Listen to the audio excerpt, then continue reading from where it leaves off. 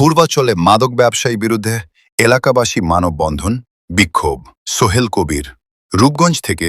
রূপগঞ্জ সংলগ্ন পূর্বাচলের পাড়াবড়তার জয়নাল চত্বরে মাদক ব্যবসায়ী ও প্লট খেকোদের বিরুদ্ধে সোচ্চার হয়ে উঠেছে বিক্ষুব্ধ এলাকাবাসী। বুধবার বিকালে এ সিন্ডিকেট চক্রের বিরুদ্ধে এলাকাবাসী সম্মেলন, মানববন্ধন ও বিক্ষোভ মিছিল করেছে। আগামী ৭২ ঘণ্টার মধ্যে এ চক্রকে গ্রেফতার করা না হলে এশিয়ান বাইপাস সড়ক অবরোধ সহ নানা কর্মসূচির আল্টিমেটামের ঘোষণা দিয়েছেন তারা।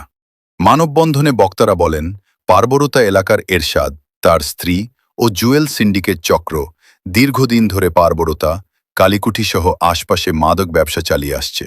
পুলিশের এক কর্মকর্তার ভাই পরিচয়ে দাপট দেখিয়ে তারা দেদারে ব্যবসা করছে।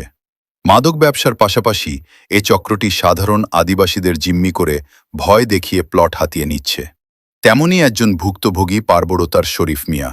তার ছোট ভাই ডালিম মিয়াকে নেশাদ্রব্য পান করিয়ে ও ভয়ভীতি দেখিয়ে জালিয়াতি করে প্লট হাতিয়ে নেওয়ার চেষ্টা করে। এ ঘটনায় শরীফ মিয়া তাদের বিরুদ্ধে ব্যবস্থা নিতে প্রশাসনের বিভিন্ন দপ্তরে অভিযোগ দায়ের করে। অভিযোগ তুলে নেওয়ার জন্য চক্রটি তাকেও বেশ কয়েকবার হুমকি দেয় ও তাকে উল্টো মাদক ব্যবসায়ী বানিয়ে অপপ্রচার চালায়। এতে ক্ষুব্ধ হয়ে উঠে এলাকাবাসী।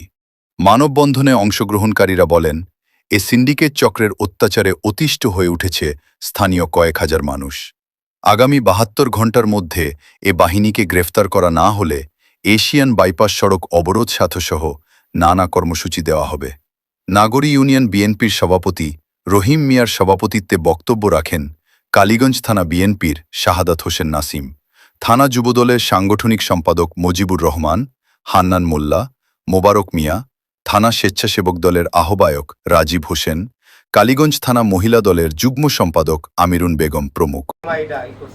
আমি এই দেশের যে আইন আছে সাংবাদিকের কাছে আমি তুলে ধরতেছি, এই আইনে যদি আমি মাদক ব্যবসা করে থাকি কোনোদিন, তাহলে আমার এটা বিচারক, আমি হচ্ছে এটা আমার বিচারক, সুষ্ঠু বিচারক। আর যদি আমি না করে থাকি, যারা আমার এই মিথ্যা প্রচারণা করছে, আমি তাদের বিচার চাই আপনার মাধ্যমে, এবং দেশের আইনের যে আইনের ধারা আছে আইন প্রশাসনের মাধ্যমে আমি এটা বিচার চাই, সুষ্ঠু তদন্তের মাধ্যমে এটা আমি বিচার চাই।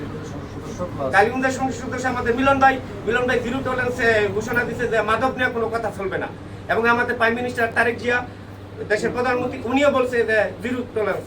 তো আমি এটাই আমি বলতে চাই যে সবার কাছে আইন শৃঙ্খলার বাহিনীর যারা আছে আমাদের এলাকায় কালীগঞ্জ থানায়, তাদের মাধ্যমে আমি সুষ্ঠু একটা বিচার চাই, এই আমার বক্তব্য।